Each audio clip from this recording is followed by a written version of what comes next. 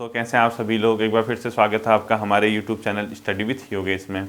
चूँकि आज संडे है और संडे को जो मतलब आपकी रेगुलर वीडियो है वो नहीं आती है आप लोगों के लिए। इसके बाद एक वीडियो और आएगी आज शाम को, वो आएगी आपकी लोअर पीसीएस को लेके, यानी लोअर पीसीएस का जो हिंदी ड्राफ्टिंग वाला पोर्शन है हम लोग उसको आज शाम को करेंगे।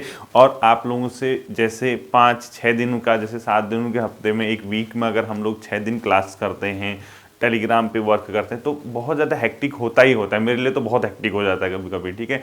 इसलिए सोचा कि कभी कभी गॉसिप वगैरह भी कर लेनी चाहिए, गप्पा मार लेनी चाहिए आप लोगों के साथ। और मारनी भी किसके साथ है, आप ही लोगों के साथ तो गप्पा करेंगे। सुन लेना, सुनने से आपको कुछ ना कुछ फ़ायदा ही होगा, ठीक है।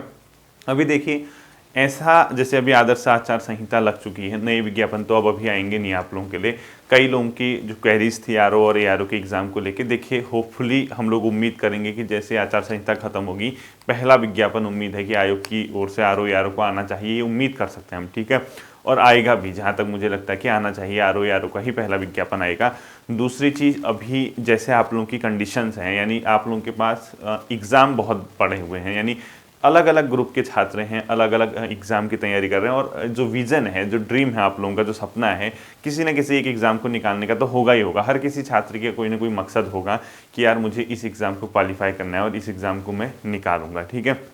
तो एग्ज़ाम कौन से पढ़े हैं आपके पास, मतलब हर एग्ज़ाम देखिए, फॉरेस्ट गार्ड होगा, पुलिस भर्ती होगी, कांस्टेबल, पुलिस दरोगा होगा, पटवारी है, लेखपाल है। इसके अलावा कई लोग लोअर पीसीएस मेंस कर रहे हैं, कई लोग अपर पीसीएस प्रीलिम्स की तैयारी कर रहे हैं, या कोई और एग्ज़ाम जैसे हेड कांस्टेबल वगैरह है, या कोई अकाउंट सेक्शन के होंगे, या आरओ एआरओ का जो आगामी आरओ एआरओ होगा जो अभी आया नहीं है विज्ञापन, उसकी भी कई लोग अभी एडवांस से तैयारी कर रहे होंगे, या कई लोगों का जो 23 जनवरी को समथिंग होगा वो आरओ एआरओ वाला एग्ज़ाम, उसकी तैयारी कर रहे होंगे महाधिवक्ता कार्यालय की, ठीक है। बढ़िया तरीके से आपस में मतलब एक अपना जो तरीका है पढ़ने का, उस पर पूरे कॉन्फिडेंस के साथ आप लोग आगे बढ़िए, क्योंकि जो आप लोगों ने सोचा है, जो उसका पैटर्न है, जो आपका विजन है, उस तरीके से अगर आप लोग उसको आगे लेके चलते हैं, बहुत ज़्यादा आपको समस्याओं का सामना नहीं करना पड़ेगा। अब जैसे कल एग्ज़ाम आपका कई लोगों का वन दरोगा में भी हुआ है, उन लोगों को भी शुभकामनाएं मेरी, जिसका हुआ है। जिसका नहीं हो पाया, अब उसमें देखिए कई लोगों के कई प्रकार के क्वेश्चन हैं, वो आप उस पर मैं क्या बोलूँ अब, ठीक है, आप तो खुद ही समझ रहे होंगे, उसमें कुछ नहीं कहा जा सकता। लेकिन जैसे अब आने वाले एग्ज़ाम हैं, अभी जो आपके पास है उस चीज़ पर आप थोड़ा सा वर्क कीजिए, क्योंकि थोड़ा समय अभी ऐसा होगा कि एग्ज़ाम नहीं होंगे, ठीक है। और कोविड की दृष्टि, मतलब जैसी कोविड की स्थिति हो रही है, कोरोना महामारी जिस तरीके से बढ़ रही है, उसके हिसाब से भी आप लोगों को मान के चलिए 3 से 3.5 महीने का समय आपको नेक्स्ट एग्ज़ाम में लग सकता है। यानी ये प्रिडिक्टेड है, ये कोई ऐसा नहीं कि ऐसा होगा ही होगा। अगर कोविड के केसेस बढ़ते हैं, जैसे आप लोगों ने पढ़ा होगा न्यूज़पेपर में, मीडिया में, डॉक्टर्स जो दे रहे हैं अपना मतलब एक व्यू दे रहे हैं कि फरवरी एंड के आसपास या फरवरी मिड में ही पीक पे होगा और मार्च से केस डिक्लाइन करेंगे। डिक्लाइन करने में भी लगभग 20-25-30 दिन लगते ही हैं, तो मार्च एंड तक तो मुझे लग रहा है कि कोविड की ही जो है ज़्यादा अपने आप में क्या हो सकती हैं, केसेस बढ़ेंगे, तो उसके आधार पे आपके एग्ज़ाम होना बहुत मुश्किल मतलब है, ठीक है। अगर कोई कोविड के जो मतलब उसके प्रोटेक्शन है, जिस तरीके से उस पर आप लोग का मतलब काम करना है, मास्क पहनना, सैनिटाइज, इसके आधार पे अगर कोई एग्ज़ाम की व्यवस्था हो पाती तो वो अलग बात है। लेकिन इस दौरान जो समय मिला है, इसका आप लोग पूरी तरीके से भरपूर मतलब कंप्लीटली उसको उपयोग कीजिए। और जो मैं आप लोगों को करा रहा हूँ इस दौरान, यानी आजकल हाल फिलहाल में हम लोग जो चीज़ें पढ़ रहे हैं, पूरा एक स्पष्ट विजन है। यानी विजन क्या है, एक सब्जेक्ट वीक में डेप्थ में पढ़ना है, यानी वो स्लोली स्लोली चलेगा। जैसे एग्ज़ाम की डेट आएगी, एग्ज़ाम का कंफर्मेशन या कैलेंडर आने लगेगा, उसी को वहाँ पे रोक के उसी के आधार पे आपके फैक्ट है, यानी फैक्ट की जो सीरीज है वो आगे आ जाएगी, चाहे वो एनसीईआरटी हो या कहीं से हो। तब तक आप लोग मान के चले एटलीस्ट दो से मतलब 2 सब्जेक्ट तो कंप्लीट हो ही जाएंगे डीप में, ठीक है। तीसरा भी होगा, चौथा भी होगा, यानी जैसे आजकल ज्योग्राफी चल रही है, वीक में 2 क्लासेज आपकी आती हैं, 2 से 3 भी आ सकती हैं। तो भूगोल, इसके बाद जैसे हिस्ट्री भी डेप्थ में, इसके बाद इकोनॉमी, पॉलिटी, सारे सब्जेक्ट में आप लोगों को डेप्थ में पढ़ाऊंगा। यानी कंप्लीटली आपके उसके कॉन्सेप्ट बेस्ड होंगे, यानी फैक्ट नहीं होंगे। कहने का मतलब फैक्ट भी होंगे, ऐसा नहीं कि फैक्ट नहीं होंगे, फैक्ट के साथ साथ कॉन्सेप्ट होंगे। अब देखिए, फैक्ट में हो सकता है कहीं पे मिस्टेक हो जाए, मुझसे भी हो सकती है, आपसे भी हो सकती है, क्योंकि फैक्ट कोई नॉलेज नहीं दर्शाता किसी इंसान का, चाहे आपका हो या मेरा हो। आपसे अगर किसी ने कोई फैक्ट पूछ दिया, अगर आपको नहीं आया, तो इसका ये मतलब नहीं कि आप कुछ नहीं जानते हैं। ये आपसे कोई फैक्ट पूछा, आपने उसको बता दिया, इसका ये मतलब नहीं कि आप बहुत बड़े विद्वान हो गए हैं। फैक्ट एक प्रकार की इंफॉर्मेशन होती है, यानी जो तथ्य होते हैं एक प्रकार के इंफॉर्मेशन होते हैं, और इंफॉर्मेशन के लिए कोई बड़ा वो नहीं है, इंफॉर्मेशन तो आप गूगल पे सर्च कर सकते हैं, ठीक है। लेकिन जो कॉन्सेप्ट होते हैं, जो उसके पीछे की थ्योरी होती है, उसको अगर आप लोग समझ रहे हैं तो आप वास्तव में एक अध्ययन कर रहे हैं, वास्तव में आप लोग मेहनत कर रहे हैं। तो जो समय है, जिस प्रकार से भी है, किसी का भी हो, कोई भी एग्ज़ाम हो, जितने भी आप लोगों की एग्ज़ाम है, इन एग्ज़ाम को क्रैक करना आपका सबसे बड़ा उद्देश्य होना चाहिए। और मेहनत ऐसी करनी है कि हमें लगना चाहिए कि यार हाँ 2022 जो है ये हमारे लिए उपयोगी सिद्ध हो, इसमें हम कहीं ना कहीं अपना क्या कर लें, एग्ज़ाम को क्रैक कर लें। यानी एग्ज़ाम क्रैक करने का मतलब हमारी आज तक जैसे जो पीछे हुआ सो हुआ, ठीक है। मार्क्स कम आए तो क्यों आए, मतलब क्या ऐसा रहा, क्या उसके पीछे, आप देखो इतने छात्र हैं, एक एक के तो मैं जान नहीं सकता हूँ कि यार इसके पीछे क्या रहा होगा कारण, क्यों इसके मार्क्स कम आए होंगे, क्यों इसका नहीं हुआ होगा, ये सब तो मैं जान नहीं पाऊंगा। लेकिन आप अपने से खुद से पूछिए, एक काम कीजिए कि यार क्या ऐसा रहा जहां हमारी कमियां रही होंगी लास्ट एग्जाम में, पिछले एग्जाम में हमने क्या ऐसा कर दिया कि हम सेलेक्ट नहीं हो पा रहे, या हम back to back regular exam दे रहे हैं, हमारा स्कोर नहीं हो पा रहा, क्यों ऐसा है। मतलब ये किसी एक छात्र या किसी एक पर्टिकुलर ग्रुप के लिए नहीं है, बल्कि जो भी आपकी यूके ट्रिपल एस सी और यूके पीएससी या कोई अदर एग्जाम आप लोग प्रिपरेशन करते हैं, उसमें अगर आप सेलेक्ट नहीं हो पा रहे हैं, आपका सिलेक्शन नहीं हो पा रहा, तो उसके पीछे क्या मेन कारण रहा होगा, सबसे बड़ी चीज़ ये है, ठीक है। इस पर तुरंत आप लोग वर्क कीजिए। आप देखिए कि किस पोर्शन ने आपको परेशान किया हुआ है, कौन सी ऐसी चीज़ है जहां आप सिलेक्शन के लिए रुक जा रहे हैं, क्या उस पर कमी है। और हमारा जो पैटर्न है, स्पेशली जो यूके ट्रिपल एस सी वालों का है, वो तो थोड़ा इस प्रकार से सिलेबस बनाया गया है, टॉपिक इतने ज़्यादा हैं, मतलब इतने ओपनली टॉपिक खुले हुए हैं, लेकिन क्वेश्चन हर टॉपिक से नहीं आता, ये सब जानते हैं। ये गवर्नमेंट एग्ज़ाम की तैयारी करने वालों के साथ यही सबसे बड़ी बात है, पढ़ना उनको सब होता है और एग्ज़ाम में सेलेक्टिव चीज़ें आती हैं, और वो किससे आएगा कोई नहीं जानता।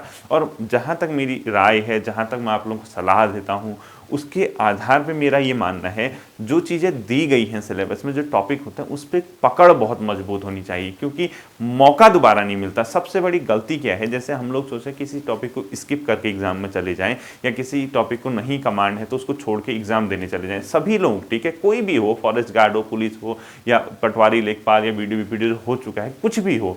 यानी अगर हम किसी टॉपिक को दिया गया है सिलेबस में, उसको हम सोचते हैं यार इससे कहाँ जीएससी क्वेश्चन आएगा, छोड़ देते हैं, हो सकता है कि उससे न भी आए। लेकिन अगर बाई चांस गलती से किसी टॉपिक से ऐसे क्वेश्चन आ जाते हैं जो आपने स्किप किए हुए हैं घर पे, और होता ही होता है, जानते ही आप लोग, कई क्वेश्चन देखो आप लोगों के कट ऑफ जैसे होती है, या जो आप लोगों का स्कोर रहता है, अधिकांश छात्र 65 नंबर, 70 नंबर, 60 नंबर, 62 नंबर, इसके आसपास अधिकांश पहुंचते हैं। यानी मेजॉरिटी जो है, यानी जो बहुलता में जो छात्र हैं, यानी जो ज़्यादा मतलब स्कोर करते हैं, वो इसी रेंज में करते हैं।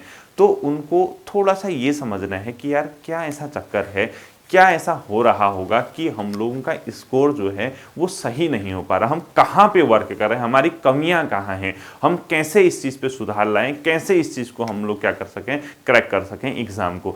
ये सबसे बड़ी आप लोगों के लिए चुनौती है, और ये चुनौती वास्तविक रूप से अगर आप लोग देखेंगे, वास्तव में एक प्रकार की चुनौती ही है। इससे पार पाना आप लोगों के लिए एक बहुत बड़ा क्या होगा, टास्क होगा। और ये टास्क ऐसा होगा कि ज़िंदगी हो या एग्ज़ाम हो, ये बार बार मौके नहीं देते। मतलब जैसे आपने इस बार कोई गलती की, आप लोगों ने उस गलती पे वर्क किया, आपने कहा चलो हम इस पे वर्क कर लेते हैं, नेक्स्ट टाइम ऐसा नहीं करेंगे।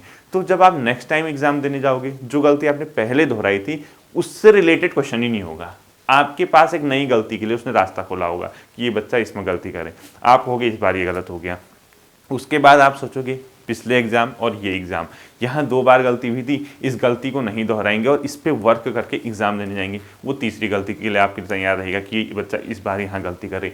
तो एक अगर आप छात्र हैं, एक थोड़ा सा अपना माइंड को कूल कीजिए, थोड़ा सा शांत रहिए, और शांत रहने के साथ साथ अपने आप से पूछिए, क्या अगर आप किसी चीज़ का ज्ञान प्राप्त करते हैं, क्या वो आपके लिए बर्बाद जाएगा, क्या आपके वो किसी काम नहीं आएगा। क्यों मतलब ऐसा सोचते हो कि एग्ज़ाम ही क्रैक करना है, इसको पढ़ के तभी हम पढ़ें। जैसे कई छात्र अभी भी पूछते हैं इसके लिए किताब बताइए, इसके लिए क्या पढ़ें, इसकी तैयारी कैसे करें। मतलब देखो दिक्कत कहाँ होती है, मैं आप लोगों को सिंपल सी बात बता रहा हूँ, छात्रों को, आप हो, एक शिक्षक हो, कोई भी हो, उसको समस्या कहाँ पे होती है कि शुरुआत कहाँ से की जाए, यानी स्टार्टिंग कहाँ से हो।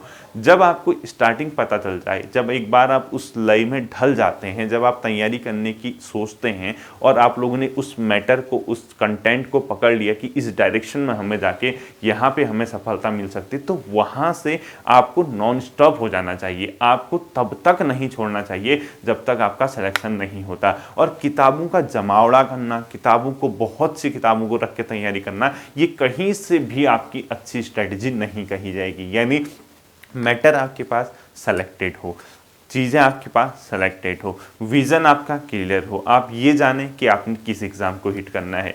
आप देखिए उसका पैटर्न क्या है, उसमें कितने का जीएस पूछा जाएगा, कितने की उत्तराखंड पूछी जाएगी, कितने की हिंदी पूछी जाएगी, कितने की रीजनिंग पूछी जाएगी।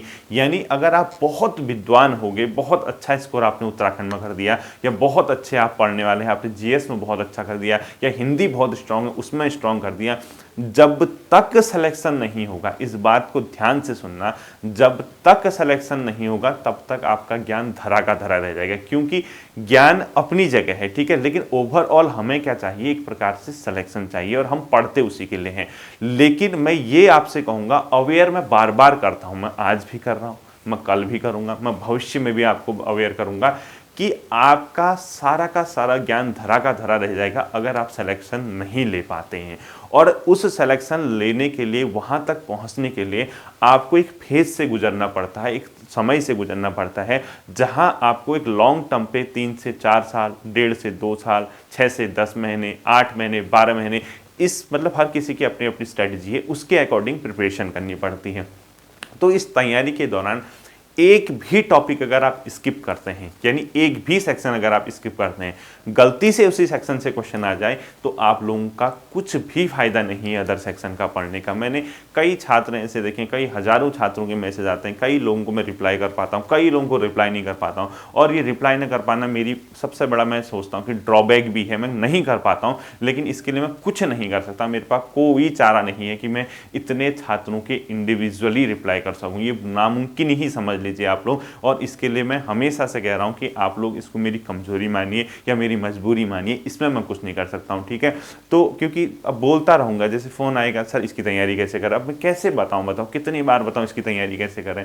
मतलब कभी कभी मुझे लगता है मैं बेहोश हो गया हूँ, कभी कभी मुझे लगता है मेरी आत्मा परमात्मा के पास पहुँच गई है, क्योंकि मैं रिप्लाई नहीं कर पा रहा हूँ, और रिप्लाई करूँ, फ़ोन उठाऊँ तो एक ही जवाब, एक ही क्वेश्चन, इसकी तैयारी कैसे करें, इसकी बुक बता दीजिए, इसकी रणनीति बता दीजिए। और वही चीज़ मैं यूट्यूब पे, क्योंकि समग्रता से मैं सोचता हूँ कि सभी को एक साथ फ़ायदा हो जाए, सभी तक संदेश पहुँचे, इसलिए मैं इस प्रकार की वीडियोज़ लाता हूँ। और वही चीज़ें लोग मुझसे बार बार पूछते हैं, तो ये संभव नहीं है। मैंने कहा था फ़ोन करना, जेन्युइन क्वेश्चन होगा, बहुत इमरजेंसी होगी, अर्जेंट होगी, तभी करना। अब लोग फ़ोन करके कहेंगे, सर आप बहुत अच्छा पढ़ाते हो, आपका पढ़ाया हुआ बहुत समझ में आता है, थैंक यू सर, सर इसकी तैयारी कैसे करें। नामुमकिन है ऐसी चीज़ों का रिप्लाई बार बार करना, सामने वाला इरिटेट हो जाता है। आप मेरी जगह होंगे, आप बताइए आपके पास एक दिन में कितने कॉल आते होंगे, 2 कॉल, 10 कॉल, 15 कॉल, कितने मैसेज आते होंगे, 50, 60, 70, 80। आप उसी में इरिटेट हो जाते होंगे कभी कभी। अब मैं तो इतना परेशान भी हो जाता हूँ कभी कभी, सोचता हूँ यार हर चीज़ को छोड़ दूँ, स्किप कर दूँ, यूट्यूब भी बंद करूँ, टेलीग्राम भी छोड़ दूँ, क्योंकि अपने लिए कब जीऊँगा, अपने लिए समय कब निकालूंगा। लेकिन नहीं, फिर उनकी याद आती है, जिनके चेहरे जो मायूस बेचारे बैठे हुए हैं, जिनको लगता है कि सर आएंगे, डायरेक्शन देंगे, समझाएंगे, बुझाएंगे, तैयारी करवाएंगे, तो उनके लिए मुझे वर्क करना पड़ता है, और करूँगा भी, ठीक है। पढ़ाने का क्या तरीका होता है, मतलब जैसे जो पढ़ाया जाता है, मैं यहाँ से आता हूँ। अब देखो ड्रॉबैक, जैसे कई लोग आपसे भी, आप पे भी कमेंट करते होंगे, आपको भी सुनाते होंगे, ताने मारते होंगे, मुझे खुद मारते हैं। कोई कहेगा सर आप नकल करके पढ़ाते हो, कोई कुछ कहेगा, कोई कुछ कहेगा। अब मैं इनकी तो सुन नहीं सकता हूँ, कैसे सुनूंगा बताओ। कोई भी इंसान इतना विद्वान नहीं होता है बच्चों। अगर मेरे पास डिजिटल बोर्ड है, या मैं क्यों लगाऊँ, वैसे भी रूम पे कोई ज़रूरत थोड़ा है, पढ़ने वाला तो ये व्हाइट बोर्ड पर भी पढ़ लेगा। आपको कंटेंट समझ में आना चाहिए, आपकी चीज़ें समझ आनी चाहिए, आपको उससे फ़ायदा होना चाहिए, सबसे बड़ी चीज़ ये है, ठीक है।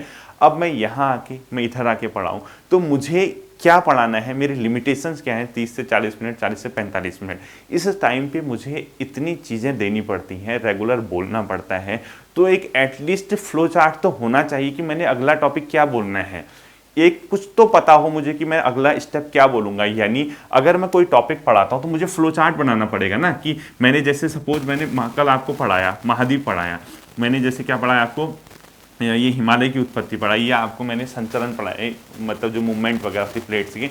मुझे एटलीस्ट एक विजन तो चाहिए होगा ना, कि मैं सबसे पहले डाइवर्जेंट पढ़ाऊंगा, डी लिख दिया, फिर डीएम लिख दिया इस प्रकार से, फिर मैंने इसके बाद कौन सा मूवमेंट पढ़ा है, कन्वर्जेंट मूवमेंट पढ़ा है, ऐसे लिख दिया सीएम, इसके बाद मैंने पैरेलल मूवमेंट लिख दिया। यानी ये एक विजन होगा ना मेरा कि मैं इसको ये पढ़ाऊंगा। अब इसमें क्या होता है, ये तो मैं ही पढ़ाऊंगा ना, ये तो मैं ही बताऊंगा कि ये कैसे वर्क करता है। इसमें क्या होगा ये कौन बताएगा, मैं ही तो बताऊंगा। लेकिन ये एक सीरीज ऐसी होगी, इसके बाद अगली सीरीज क्या होगी ये कैसे पता चलेगा मुझे 40 मिनट की क्लास में, 35 मिनट की। यानी मैं या तो ऑफलाइन पढ़ा रहा होता, ऑफलाइन में तो चलो बच्चों से थोड़ा गप्पा मार ली, थोड़ा देख लिया, थोड़ा कर लिया, लेकिन ये विजन कैसे आएगा।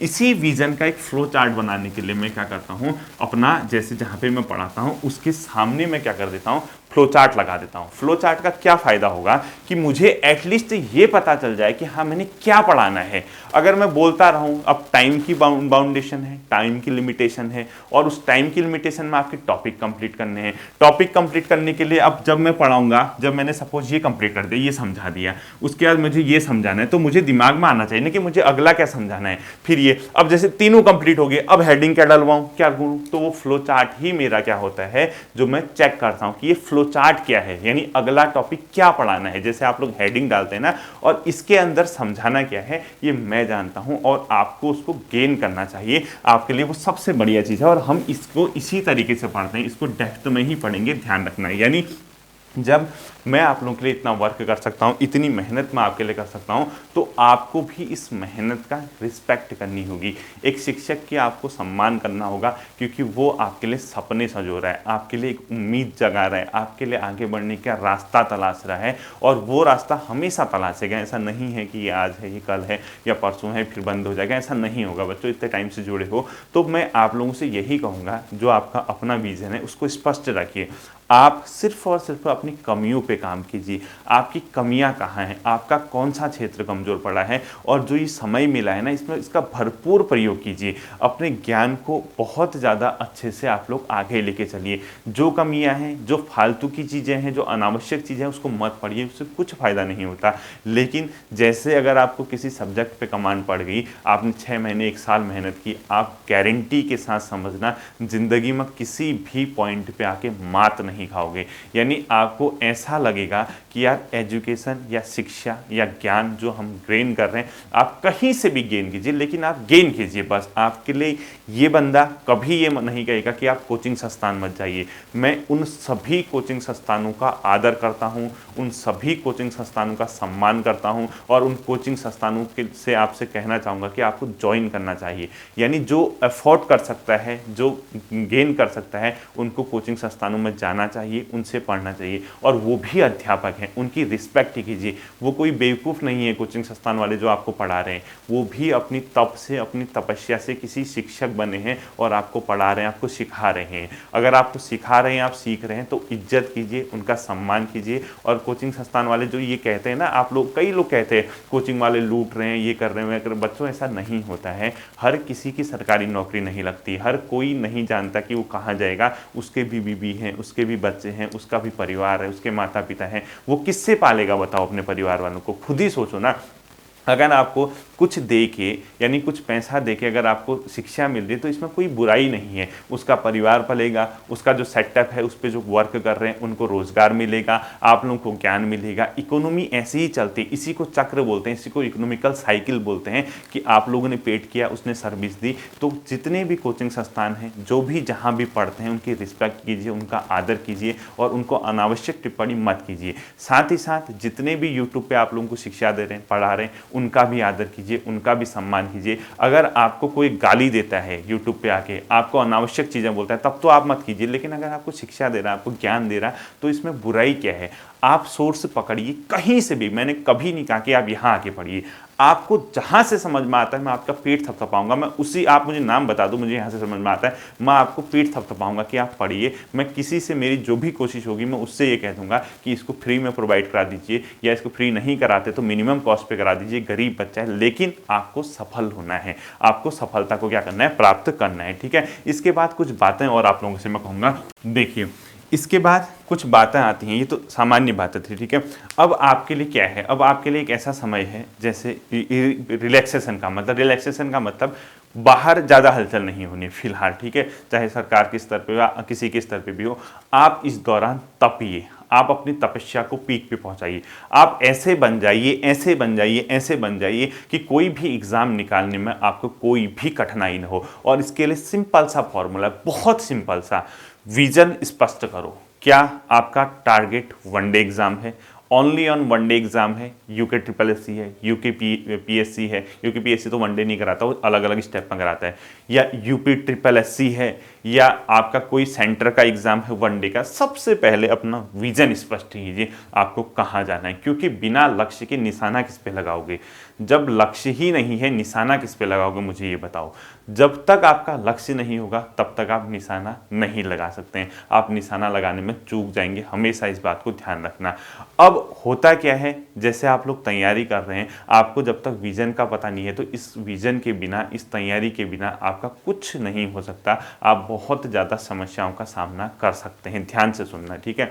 अब आपने, किसी ने कहा मुझे दरोगा बनना है, किसी ने मुझसे कहा मुझे कांस्टेबल की तैयारी करनी है, किसी ने मुझसे कहा फॉरेस्ट गार्ड बनना है, किसी ने कहा मुझे बंदी रक्षक बनना है, किसी ने कहा मुझे आरओ का निकालना है, किसी ने कहा लोअर पीसीएस मेंस निकालना है। तो सब देखिए आपका क्या है, क्या आपने विजन बनाया है और उसका पैटर्न क्या है। जो जीएस की क्लासेज आपको दी जा रही है, ये आपके लिए बच्चों एक एडवांटेज है, आपके लिए एक ऐसा एडवांटेज जो 2 से 4 क्वेश्चन या 5 क्वेश्चन आपको ले डूबते हैं, आपको बर्बाद करने के लिए काफ़ी होते हैं। यूके ट्रिपल एससी के निशाने पे आप जो उन क्वेश्चनों से आते हैं उनको आपने पार पाना है और वो डेप्थ में मिलेगा। चाहे आप लुसेंट पढ़िए, चाहे आप कोई दूसरी किताब पढ़िए, उससे कुछ फ़ायदा नहीं होगा जब तक कि आपके चीज़ें आपके समझ में कॉन्सेप्ट के आधार पर न हो। फैक्ट क्या होता है ना, जैसे खाने में धनिया डालते हो आप, उसी तरीके से जो कॉन्सेप्ट होते हैं वो भी आपके धनिये का काम, फैक्ट जो होते हैं वो धनिये का काम करते हैं आपके कॉन्सेप्ट के ऊपर। फैक्ट पे कमांड होना बहुत अच्छी बात है, क्योंकि वनडे एग्जाम में फैक्ट पूछे जाते हैं, ठीक है। इन वनडे एग्जाम में फैक्ट पूछने का मतलब, आप लोग जो फैक्ट तैयार करते हैं वो किसी न किसी एक सोर्स से करते होंगे, यानी कोई भी सोर्स हो वो अच्छी बात है, लेकिन एटलीस्ट कम से कम, सब नहीं, कम से कम उन टॉपिक को जो सिलेबस में दिए गए, ध्यान से सुनना, कम से कम उन टॉपिक्स को जो सिलेबस में दिए गए हैं, चाहे वो कोई भी सिलेबस हो, ग्रुप सी का जो यूके ट्रिपल एससी करा रहा है क्योंकि कॉमन सिलेबस है, उन टॉपिक को कंप्लीटली डेप्थ में पढ़िए। और ये डेप्थ में पढ़ने का मतलब आपका जो सिलेक्शन है वो श्योर हो जाएगा, श्योरिटी मिल जाएगी। लेकिन अगर आप बिना उस टॉपिक को पढ़े हुए, उस टॉपिक को देखे हुए आप लोग उसके फैक्ट के पीछे पड़ गए, तो फैक्ट हर कोई छात्र पढ़ता है, ध्यान से सुनना। फैक्ट आप भी पढ़ते होंगे, आपका दोस्त भी पढ़ता होगा, कोई भी हो, हर कोई छात्र फैक्ट पढ़ता होगा। फैक्ट के आधार पे ही सिलेक्शन नहीं होगा। आप एक स्कोर तो कर लेंगे, आप शुरुआत की आपने 0 से, पहुंच तो गए आप 70 नंबर, 60 नंबर, 65 नंबर, लेकिन इससे ऊपर अगर आप नहीं पहुंच पा रहे तो वो कॉन्सेप्ट बेस्ड क्वेश्चन है जिसने आपको हिला के रख दिया, जिसने घुमा के रख दिया। तो ध्यान से सुनना, फैक्ट की अपनी लिमिटेशंस है। फैक्ट दिखते बहुत अच्छे हैं, यानी जब पेपर देने जाओ, होगा क्या बताऊं, जब पेपर देने जाओगे, जब गोले मारोगे ना, जो 60-65 नंबर फैक्ट आते हैं बहुत अच्छे दिखते हैं, लगता है कि यार वाह वाह हमारी जय जयकार होगी, हमारा सिलेक्शन हो गया, हमने गोले मार दिए, हमारे सब सही हो रहे हैं, लेकिन उससे आगे गाड़ी नहीं बढ़ पाती। वही सबसे बड़ा बैरियर है।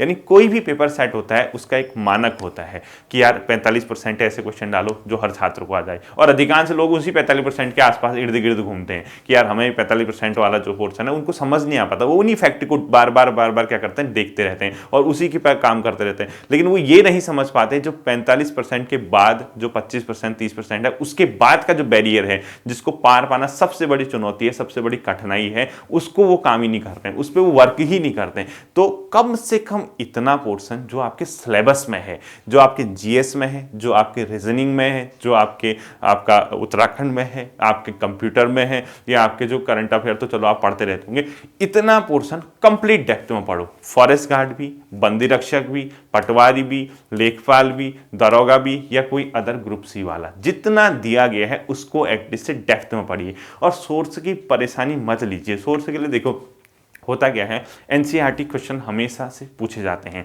यानी एनसीईआरटी अपने आप में एक प्रकार का क्या है, आपका बैकबोन मान के चलिए, यानी आपकी रीढ़ की हड्डी है आपके चयन के लिए। और एनसीईआरटी के जो 8-10 क्वेश्चन आते हैं ना जीएस के, उसी से आगे पीछे होता है, तो उस पर काम कीजिए। एनसीईआरटी को देखिए। अगर आप सारी किताबें नहीं लेते, क्यों लेनी सारी किताब, अगर आपके पास ज़्यादा समय नहीं है, टाइम नहीं मिल पाता, तो सारी किताबें लेने का कोई औचित्य भी नहीं है। आप एनसीईआरटी की सार उठाइए, एनसीईआरटी सार महेश बर्णवाल जी के आते, उससे एटलीस्ट फैक्ट निकाल लीजिए और आपके पास क्या होना चाहिए, एक जीएस का, जैसे एनसीईआरटी आपने पढ़ी, आपके पास जीएस का बहुत ज़्यादा मटेरियल नहीं भी है, आप जिससे भी पढ़ रहे हैं घटना चक्र हुसैन, एटलीस्ट जो क्लास में दे रहा हूं उसको सुन लीजिए, आप पूरा नोट मत कीजिए, कुछ जरूरत नहीं पूरा नोट करने की, आप सिर्फ जो मैं कहता हूं फैक्ट है, ये क्वेश्चन ऐसे पूछा जाएगा, ये क्वेश्चन ऐसा, वो जो आधे घंटे की चीज है ना, आपसे मैं कहता हूं कि 24 घंटे में आधे घंटे आप लोग मेरे साथ बिताइए, उस आधे घंटे की वीडियो ने आपका काम हल्का करना है, ये नहीं कि आपका सिलेक्शन होगा, आपका काम हल्का करना है, आपको डायरेक्शन मिल जाएगी, आपको मोटिवेशन मिल जाएगा, आपको सीखने का ललक जगेगी, आपको सीखने का तरीका पता चल जाएगा, आपको पढ़ने की मतलब जो रणनीति होती है वो पता चल जाएगा,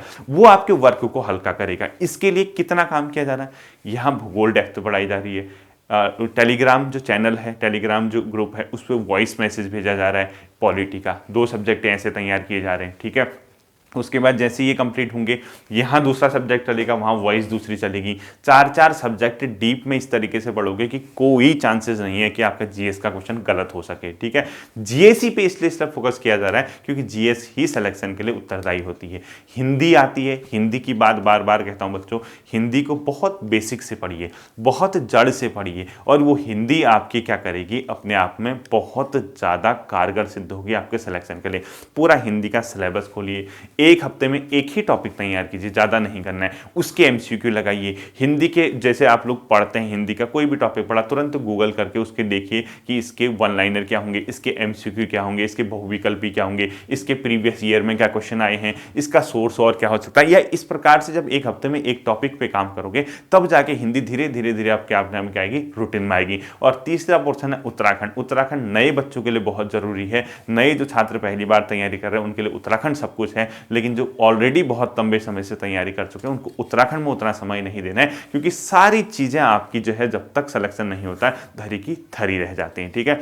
होपफुली आप इन बातों पे काम करेंगे, आपकी कुछ बातें समझ आई होंगी। जीएस को समय देना है, मेरा सार ये है, हिंदी को समय देना है, मेरा सार ये है। इन बातों के साथ पूरे कूल माइंड से, पूरे शांत दिमाग से अपनी विजन को बनाइए, अपना शेड्यूल बनाइए, पढ़ने का तरीका सीखिए, जो टॉपिक आपके सिलेबस में दिए गए उसके डेप्थ में पढ़िए, उन सिलेबस के एमसीक्यू देखिए, उन सिलेबस के वन लाइनर देखिए, एनसीईआरटी पढ़िए। इस प्रकार से आपके जो धीरे धीरे धीरे आगे चीज़ें गाड़ी बढ़ेंगी, एक न एक दिन ऐसा आएगा कि आप मंजिल के बहुत करीब भी होगे और मंजिल के पास भी होगे और मंजिल को पार भी कर जाओगे, ठीक है। होपफुली आप इस पर काम करोगे। फिर मिलते हैं आपके साथ अगले सेशन पे। अपना ध्यान रखिए। Thank you.